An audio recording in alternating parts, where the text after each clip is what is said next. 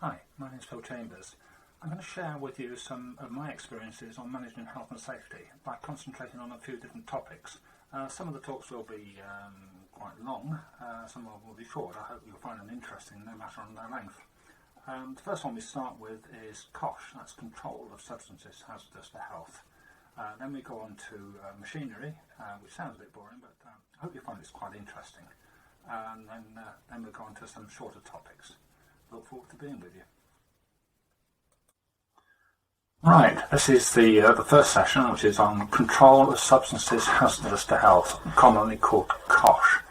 Now I should stress that the key word is control of substances hazardous to health. And that's the thing that most people get wrong. They miss that bit out. Now I'm going to start by going through some common mistakes that I've seen over many years of doing this, and I've listed those 5 there. We'll go through them in detail. First mistake that I quite often see is I go into companies and they say, here's our CoSHH folder, and they give you a file full of dog-eared material safety data sheets, and you say, well, where's the rest of it? And they kind of look gone out at you.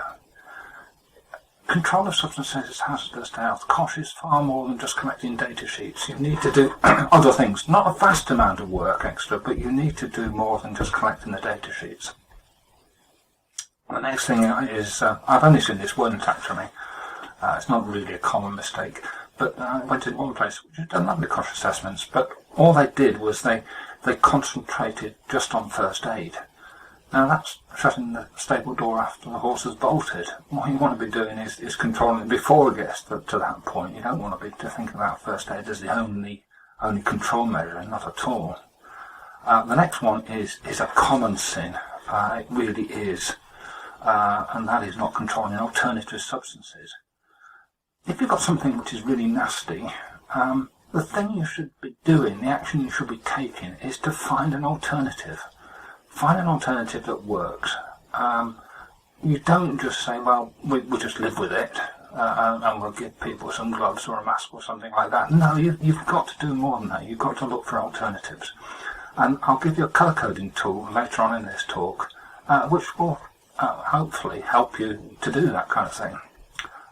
Then the next thing is not disseminating the CoSHH assessment outcomes. I mean, again, I've been into places where they have beautiful CoSHH assessments. You can't fault them. They're lovely. A lovely pristine folder up on the shelf. It's great. But you go onto the shop floor and you start talking to people about the systems of work they've got and what they must do to control the substances hazardous to health, and they kind of gone out at you because they hadn't seen these CoSHH assessments or anything that came out of them. It's pointless doing CoSHH assessments and then not telling anybody about them. You've got to train and inform the people who are exposed to it so they know how to control it. Then the final bit I call trivialising. Now that may in itself seem trivial, but it is quite important in my experience. You need to be controlling the substances which are hazardous to health, either in the nature of the substance or the combination of the nature of the substance and the quantity in which it's used. The common one that you see is Tipp-Ex. You go into places and there's a little bottle of Tipp-Ex, that kind of size. And they've done CoSHH assessments for that. I went into one company near Bristol, and somebody had done a CoSHH assessment there. I think I was an outside consultant, but he'd done one for Tipp-Ex. And it said you should be using the foam applicator instead of the brush applicator. Or maybe it's the other way around. What a load of rubbish. I've got no idea what that was all about. Now, why does this matter? Well, another example was a company in East London that made envelopes, and they'd had somebody, a consultant, who was milking them. He said, you've got to assess all of the substances, everything you've got. It's a legal requirement, but don't worry about it. Just give me the data sheets and I'll do them for you, and here's my invoice. And he got everything in there. The one that comes to mind is a CoSHH assessment for Mr. Sheen. But not only did he have an assessment for Mr. Sheen original, he had a separate assessment for Mr. Sheen Potpourri. Complete rubbish. And everybody else in that company thought it was a joke, and it was. But right in the middle of it, you had hard ink remover, and that particular type of hard ink remover was predominantly dichloromethane, which is a category 3 carcinogen. That's anything but a joke, but because of all this dross we've got with Mr. Sheen and what have you, the really important thing had been missed. So don't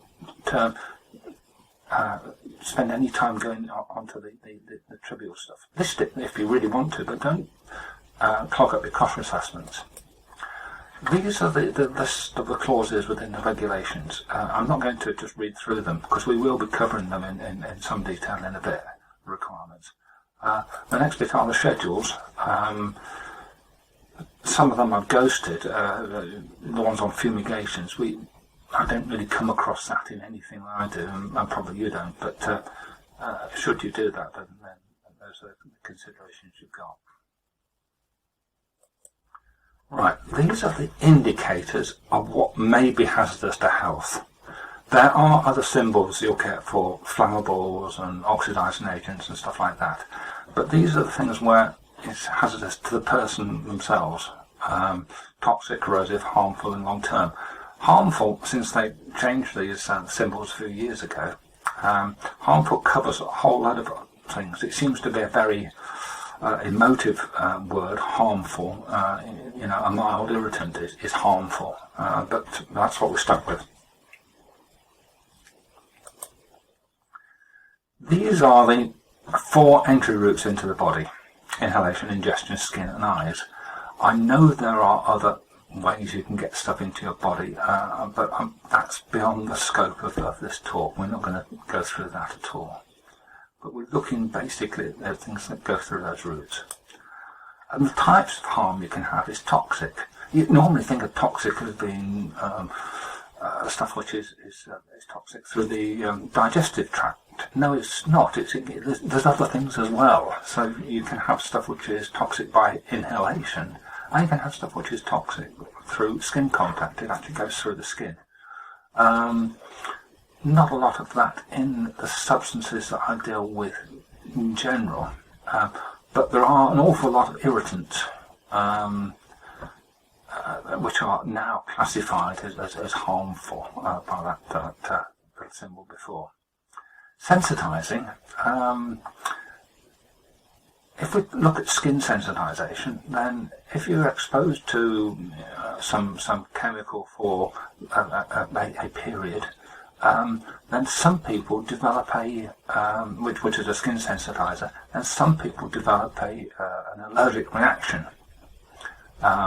You take them away from the substance, and that problem goes away, so they don't have dermatitis or whatever anymore. But the merest hint of that substance again brings them out brings that condition out again. So effectively, they can never work with it ever again. The peculiar thing is that it's not a predictable concentration that will cause that. You can have 2 people working alongside each other, both with the same exposure. One will come out with an allergic reaction, the other one won't. It's very unpredictable.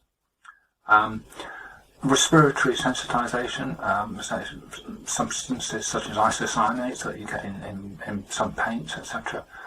They are capable of causing an asthmatic type reaction to some people. Again, you become sensitized to it, a mere whiff of that and brings out an asthmatic attack. You definitely don't want that. Obviously, the last 3 we really do have to control there, but I'm not going to go through those in any detail. The kind of sources of information you can get. The primary source is the material safety data sheet. There's a 16-stage, 16-section format that they should be in, but you'll find that they vary very much in quality. Some are very good and give you lots of information. Some are woefully lacking. The next thing is the EH40. It says workplace exposure limits, which are published by the Health and Safety Executive. You can download it for free, but it will give you some workplace exposure limits. We'll talk through those again in a minute. And then there's a couple of other examples where you can get information there. This is the material safety data sheet format. Obviously section 1 is important. It tells you what the substance is and who makes it, and basically who you contact. Section 2, a composition on what the ingredients are. Somebody like me who's done thousands of CoSHH assessments, I can go straight to that and see what the problems are without thinking. But other people, you need to look further down the list of sections to find out what the problems are. The first place you go to is section 3, which is hazard identification. This is where it does tend to vary from manufacturer to manufacturer. Sometimes it's very good, other times it's lacking. The example I'll give you in a minute is one which is very good indeed. The next 4 sections, the next 3 sections are what to do when it all goes wrong. And we've got a section on handling and storage. It may be that there are things that you mustn't store it near. So it may say, for example, do not store near oxidizing agents, so you've got to keep those apart. Exposure control is one of the prime sources of risk identification, but be a little bit wary about that, because the suppliers may be covering their backside with this. So they'll be saying that, in the hazard identification in section 3, it says there's no problem with skin contact, with eye contact, inhalation or ingestion. But they'll say in section 8 that you should be wearing masks, goggles, gloves, full body armour, a whole lot. Now you've got to look at how you're using it and to see what kind of protection is really necessary. Physical and chemical properties. It is of use in some cases if it's telling you if it's flammable, if it's oxidizing agents or anything like that. At section 11, you can get, if there's things which are missing in section 3, you might be able to find them in section 11. That's why you find out where things are happening. And the rest of it is really environmental. 12 and 13 is environmental. And 14 and 15 are information which is useful to other people. So if you try to get rid of waste, they want to know what's in the waste, so you can give them this information, and that will tell them quite a lot about it. And here's an example of a Saint-Gobain boron nitride coating. Obviously, section 1 gives you the the name of the company, the contact details, and all of that.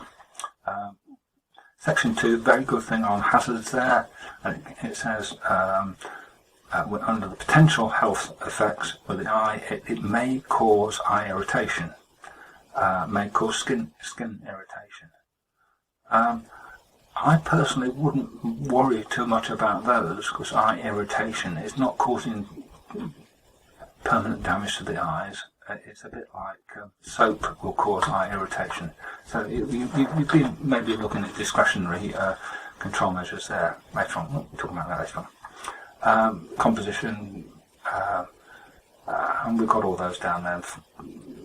First aid measures, firefighting, accidental release measures, handling and storage, etc. Now on the next page, we've got section 8 onwards, exposure controls, the physical and chemical properties, down to section 15, which is the regulatory information, and it gives you, you find the UN numbers, stuff like that, which is handy to those people that transport it. Right, workplace exposure limits. These are expressed as short-term and long-term. It may be that you can be exposed to something for a very short period, but if you're not spending the whole day exposed to it, then it's all right. So you normally get a short-term exposure limit and a long-term. And short-term is exposed expressed as 15 minutes. The units are normally parts per million or milligrams per cubic metre. Now you must never exceed the exposure limit. But a rule of thumb is that if you're at 10% of the workplace exposure limit, you're in really good control, because you don't really need to worry about it. If it doubled for some reason, you're still only at 20%, so you really are in control. However, if you were at 90%, then it's very close to the limit, and if for some reason it doubled, then you'll be up to 180%, and that really is bad news. So you want to get down, if it, down at 10%. If you are measuring these things, then you really are in good control. Right, these are some best practices. Let's look at them in some detail. The first one is that you really should be doing is to assess the substance before it comes on site. It's pointless just getting it in, starting to use it, and then doing a CoSHH assessment. That's too late. You want to find out what you're going to do, what control measures you're going to put in place before you bring it on site. And maybe you actually decide you're not going to bring it on site because it's too nasty. The next one is to get rid of stuff that you don't use. I've been into quite a few places where they've got quite a good system where they say this is how we list the substances that we use, and they have them because that list comes from a purchasing list, but it doesn't take account of stuff which has been hanging around for a while, or stuff which has been introduced by somebody else. A salesman comes in and he says, try a bit of this stuff. And it's wonderful, and you start using it, and it's not been bought. So if I go and rummage through cupboards, which I've got the habit of doing, then you come across these little tins and bottles of stuff, and you say, well, why haven't you assessed this? Oh, well, we don't use it anymore, but we like to keep it before, just in case. If you're not using it, get rid of it in an environmentally friendly way. If you are using it, if you still keep it, even if you haven't bought it for a long time, then do a proper CoSHH assessment on it. Next one is to train and inform exposed personnel. This is really a key thing. It's pointless, as I mentioned before, doing CoSHH assessments, having a beautiful assessment, if you're not telling people about what to do. And one of the things that I've done is to actually come up with summary assessments. So you have this is shown as an A4 landscape arrangement, and we've got 1, 2, 3, 4, 5, 6 substances in use just on one sheet of paper. You probably get a bit more, probably get about 10 on there. And what is a good idea, and what I try to do, is to laminate these, punch holes in the top, and then we use the innards out of a ring binder and screw that onto the wall. And then you can clip this onto the wall, and you've got an immediate assessment of the immediate summary of your CoSHH assessments, how you store it and how you control it. And the thing that goes with it as well is the first aid actions, spillage and first aid actions, because you don't, if somebody gets something in their eye, you don't want to be spending time trying to hunt through your CoSHH assessment, trying to find them. It wants to be there at the point of use. And I say the system that I use actually filters it by the area of use. This is the machine room, so we just have the substances in use in the machine room, and only that thing there. Alright. Ensure that all substances are on marked containers. It seems quite obvious, but we do get into some problems, particularly with solvents, which have got the habit of dissolving the glue on the labels.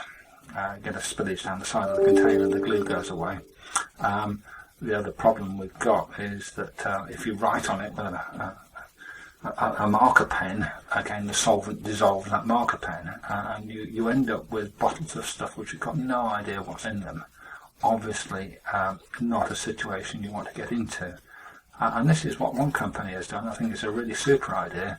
They've come up with a colour coding of the bottles and the caps that go on them, and they put this notice up at the point of use, so you know exactly what's in everything, even if it hasn't got a label on it. Super idea. And then you should monitor exposure and carry out health surveillance when necessary. We'll look at how you can do that in a bit. The CoSHH assessment steps, these are the same as every risk assessment apart from number 5, which is preparing for first aid and spillage. So every other kind of risk assessment you do has got to identify the risk and who's exposed, and you put the control measures in. So it's no different to any other risk assessment, just apart from that extra point there. Identifying the risks and who's exposed. And the risks, we look at the material safety data sheets, and we look at section 11 and section 8 and section 3 and section 2. One of the things we might want to look at is the net exposure concentration. Because it may be that you've got something which has got an exposure limit, workplace exposure limit of 50 parts per million. And you think, well, that's quite low. In general, if you've got something which is in the low hundreds of parts per million, you want to be concerned about it. So if you've got something which is 50 parts per million, you think, oh, that's something we really want to be worried about. But if it's only there for 1% of in a concentration of 1% in the full substance, then it's not an issue because it's very dilute. So 50 parts per million diluted to 1% is 5,000 parts per million. So it's something you don't really have to worry about in general. We'll look at the primary risks.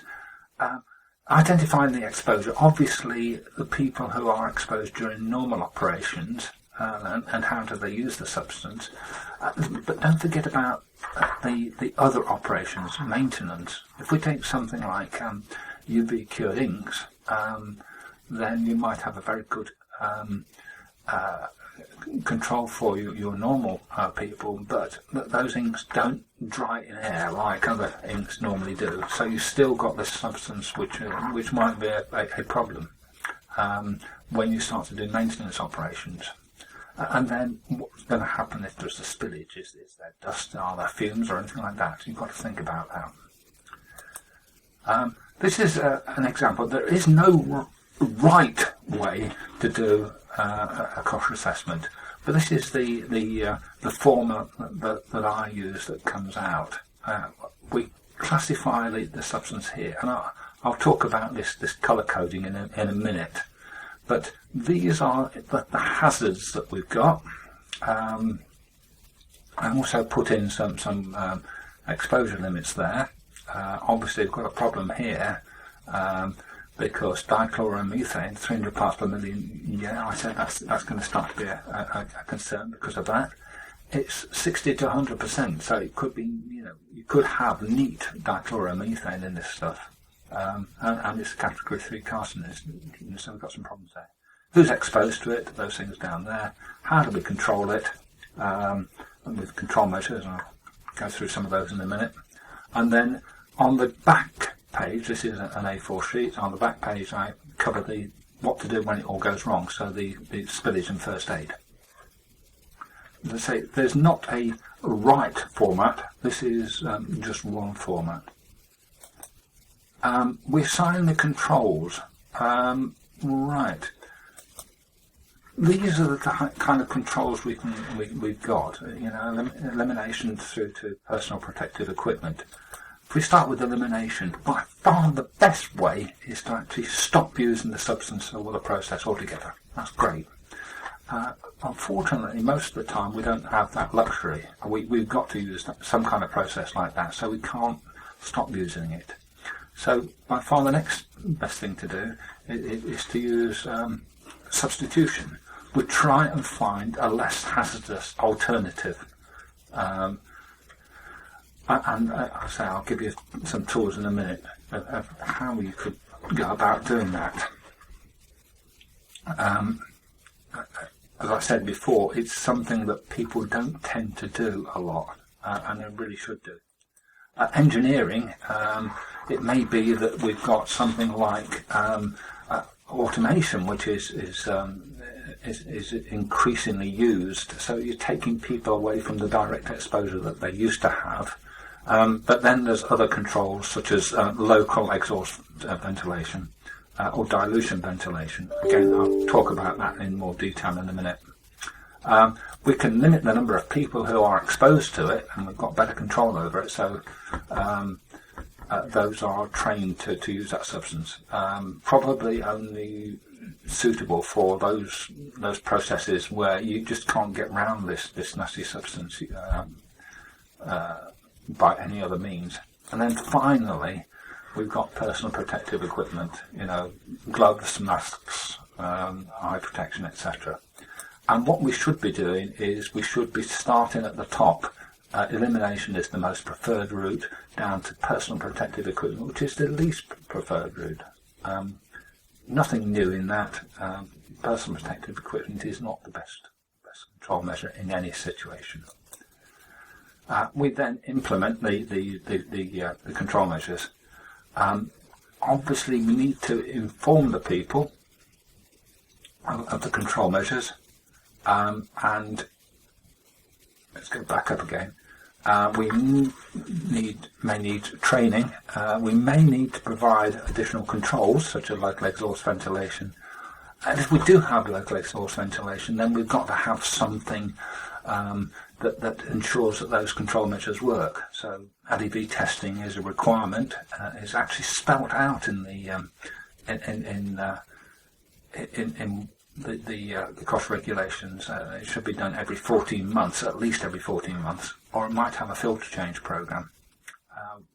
One company I did LEV testing for up in Cheshire, and we found that part of their equipment just wasn't extracting, and when you find out what the problem is because they're not changing the filters often enough, so they have to change the filters in their extraction equipment. Local exhaust ventilation always sounds good. We take the stuff away, but it is local. It removes substance from the immediate area, but it becomes ineffective only a short distance from the vent, because all you're doing basically is reducing the pressure next to the vent, and the standard atmospheric pressure that you've got in the region pushes the fumes into the vent. So it requires very, very careful design, and as I said before, it requires testing every 14 months. The other one is dilution ventilation. It's only suitable for low toxicity substances.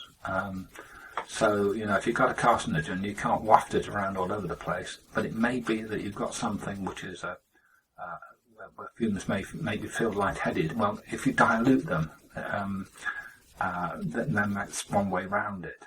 It's effective over much greater distances than the LEV, because you're pushing the diluting air at the substance, at the point of where the substance is being emitted. But it's not as it's not something you really want to do, because it spreads the problem. It doesn't solve it. It just sheds it around everybody else. And I put in red at the bottom that both need to be an arrangement where the person is upstream of the airflow. You don't want them to have stuff being, dragged towards them or pushed towards them. They've got to be upstream so the fumes are taken away from them. Now, I mentioned a colour coding tool before, and you may want to make use of this. I don't think I've never seen it used anywhere else. It's something which I came up with, quite some time ago. And it goes from green down to purple there. Green is a substance where there aren't any problems at all. You've assessed it, and it's not going to cause any problems at all. Next one is the yellow, which is a transient problem. For example, it may be a solvent, which the data sheet says if you're exposed to excessive concentrations, you may feel lightheaded.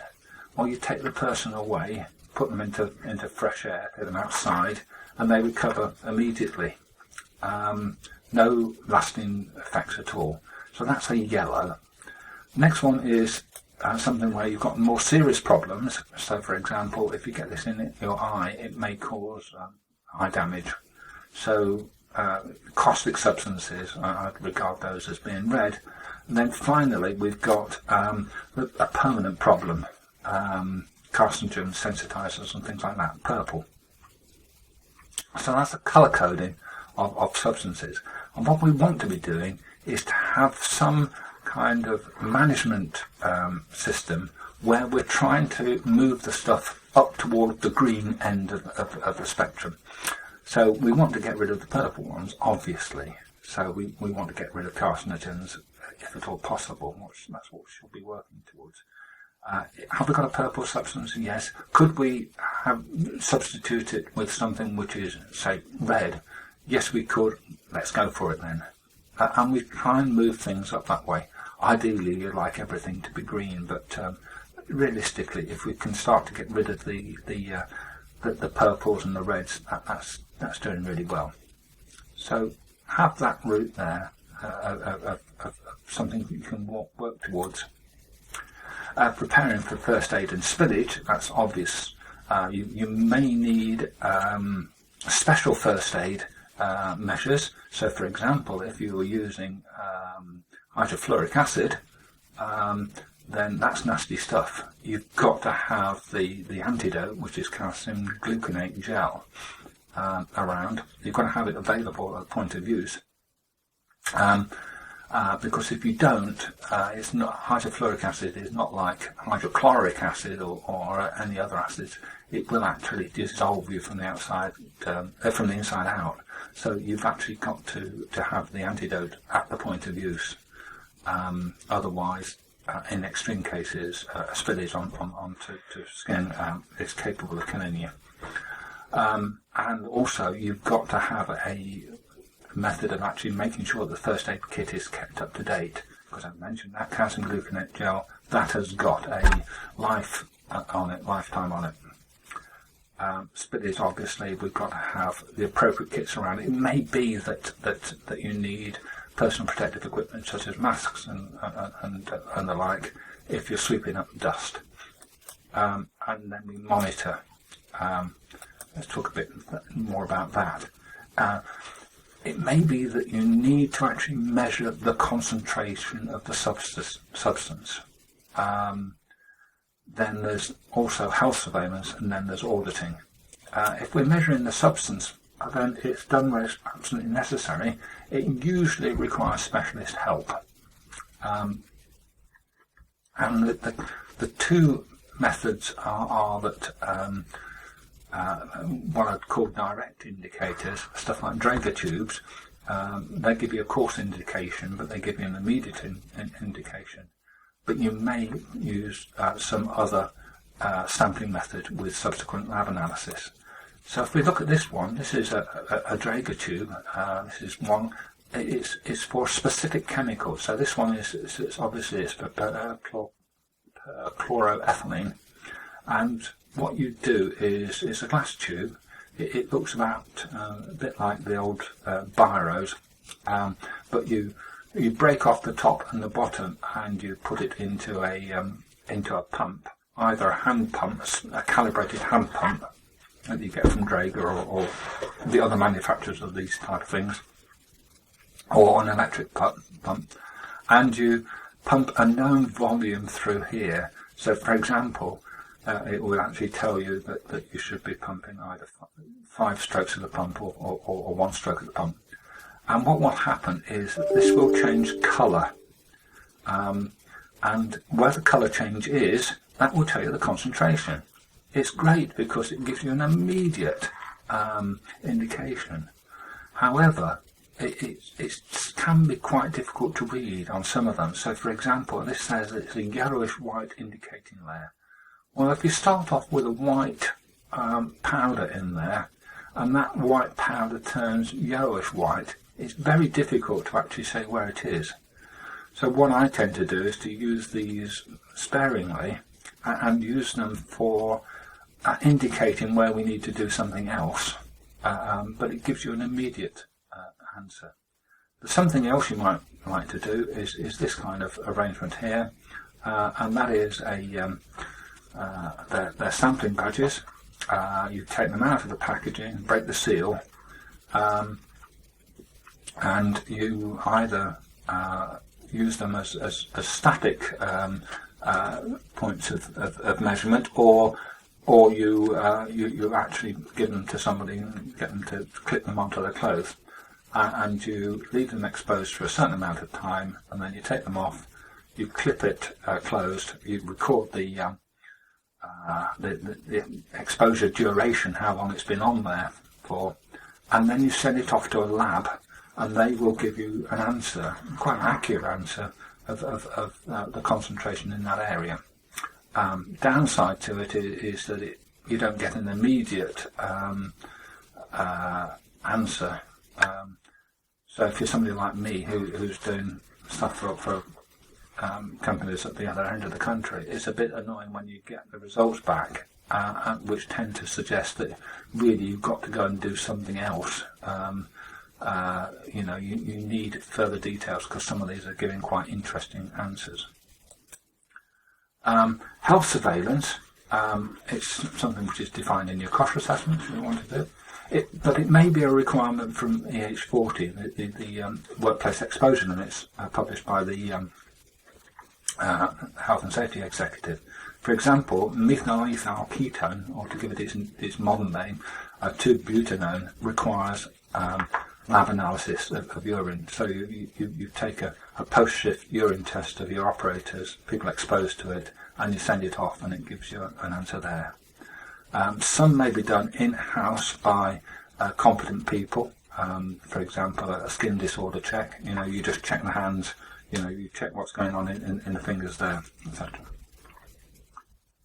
Or it may need something where somebody more expert takes that, does the checks. And then finally, we've got auditing. Are the storage and use provisions being followed? Are others at risk? You go through all of these questions. Engineering controls. Local exhaust ventilation. Is that being checked? Look at whether those have been assessed or not. And specific PPE. So you've got to keep on. You do audit your systems. That's the way you actually monitor what's going on. This session on CoSHH. I hope you found it useful. I'd appreciate your comments. Always like to get comments that helps improve these things. My contact details will follow after I finish talking. Next session will be on machinery. I hope you enjoy that. Right, bye.